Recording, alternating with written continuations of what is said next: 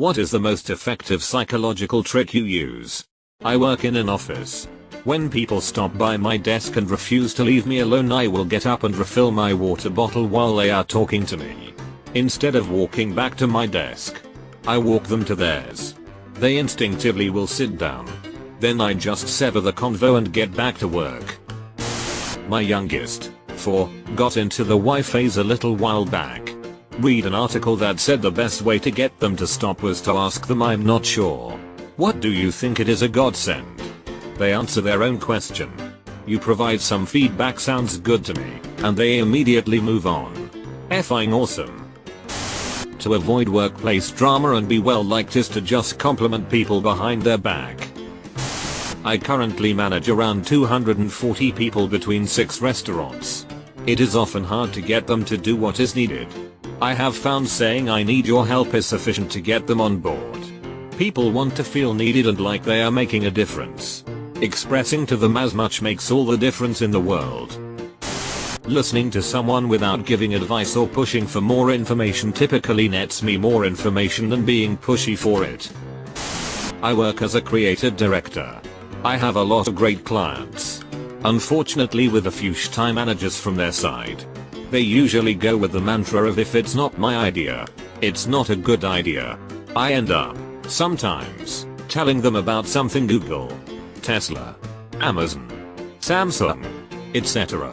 is doing, and how we could try it. They jump at these ideas.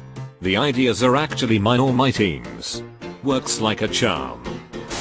In an argument, find something to agree on, then push your main point. I recently read that saying "you're right" instead of "I know" makes you look less like an a-hole and doesn't diminish something someone else may have just found out. I think it's pretty effective at not letting you look like a total ass. If you hand something to someone, they will take it. It's a lot of fun. When somebody shy is speaking, if you look at them and nod your head, it encourages them to keep talking. Playing dumb gets you out of a lot, but not too dumb. Anyone here reading through the posts for the sake of using them in the future, but an hour later you forget everything you just read? When someone is trying to throw excuses, or generally if they are getting a bit arsy about something, often the best way to handle it is to stare back with mild interest and contribute nothing to their monologue. If you don't give them anything to work with, they'll talk themselves into a corner and lose confidence in what they're saying.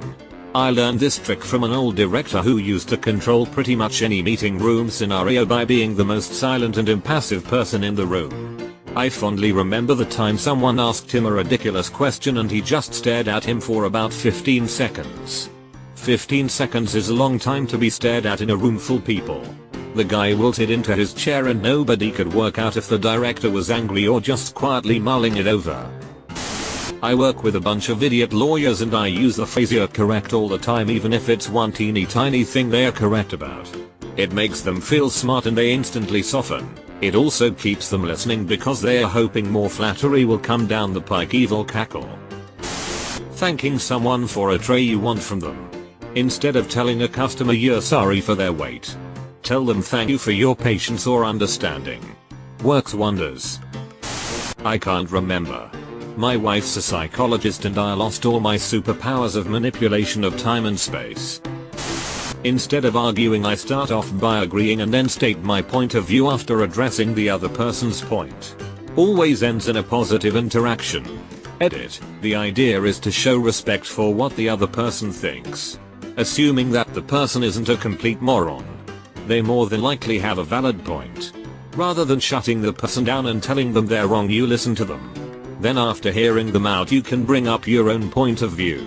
The goal is to have a respectful exchange of opinions rather than a flat out argument where two people flat out don't agree with each other and leave each other without learning anything from one another. Don't say it's okay when someone apologizes. Say something like, "Thank you for apologizing." If someone needs to apologize to you, then it was something that isn't okay. My mom teaches this to her kindergartners and it really does make a difference. Opens doors for growth and conversation too. "Thank you for apologizing. I don't like it when you hit me," or whatever. When I ask someone a question and their first response is what, I just stare at them for a few seconds. And 99% of the time they answer my question without me having to repeat myself. I think it's just a subconscious reflex people have to ask what instead of answering what you've asked even when they've heard you clearly. IDK if this is an actual thing or not. Or maybe just distractions. But when I do something annoying or bothersome to my husband and he goes quiet, I wait a few minutes and then I ask him a seemingly innocent question. Usually on the subject of how certain parts of a car works. Or something mechanical. This gets him talking about the car thing and he rambles for like 5 minutes and then bam. He's happy again and not quietly brooding. I'll never tell him I do that because I'm afraid it won't work anymore if he knows about it. It's foolproof though. It works every single time. No matter how bothered he is. Whenever I know somebody is holding some truth from me, I'll look at them and stay silent, no nodding. No acknowledging, just looking. The silence usually brings out the truth or extra detail. If they squirm around a bit you know there's something they have exaggerated, etc. Think of my future self. How will my future self feel in an hour or two if I skip my gym session? Will my future self be happy if I do this pile of dishes now? Before bed? Or would he prefer to have to do it in the morning? Before work? I have a 3-month deadline on this project. Will my future self appreciate my current self taking the first 3 or 4 weeks easy? Or will he be really pissed off? Essentially delayed gratification.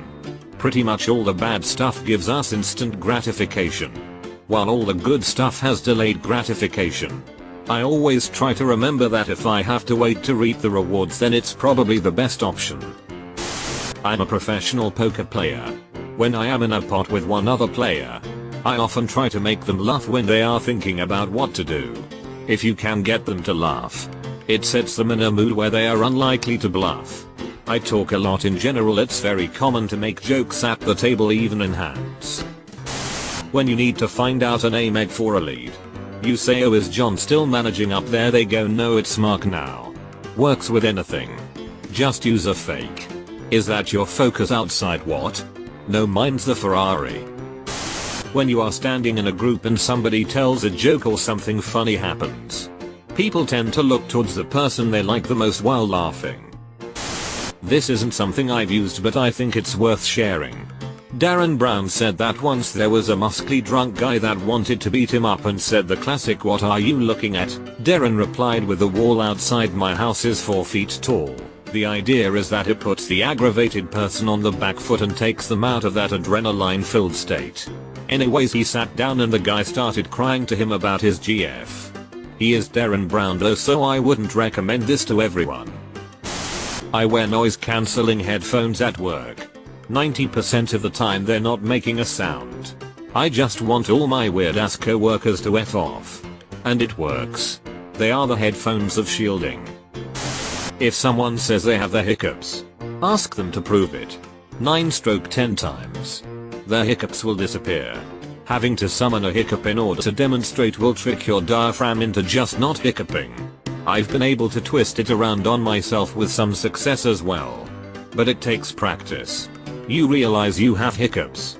Then try to hiccup. Actively try to make yourself do another one. It'll stop.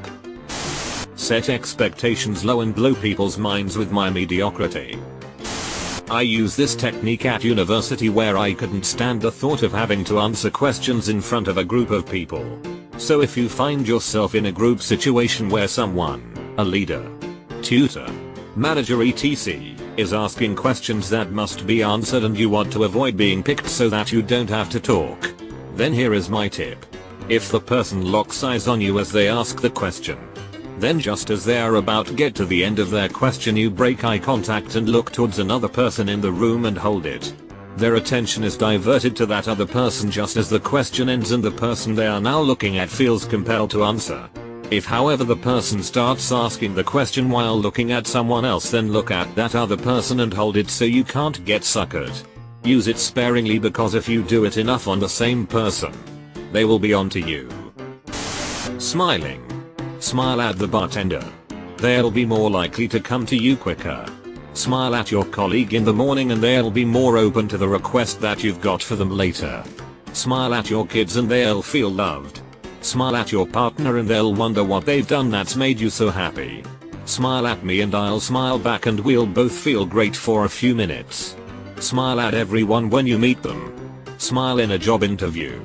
Smile at the shop worker, the barman, the postman, the random dog walker in the park, the person who nearly bumped into you on the street, the barista, your teacher, your mum and your dad.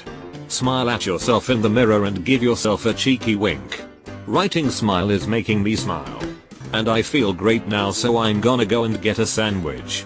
Thanks for reading. I ask small favors and publicly thank people for their help.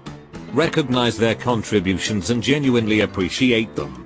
Nobody ever effing noticed that I also stopped coming in on Fridays about 18 months ago. Saying hello to everybody you know. And with a smile. Often people who know each other from when they were in primary school or just from the block when they were young give each other an awkward smile instead of an happy good day. Just imagine. If someone walks into you twice a year and both times you smile and greet them enthusiastically, they will think of you as a nice person. So little effort for a person to find you friendly. I stopped apologizing for things that I didn't have control over and stopped saying thank you for things that don't need gratitude. It makes for much stronger and more empowered conversation without coming across as a jerk.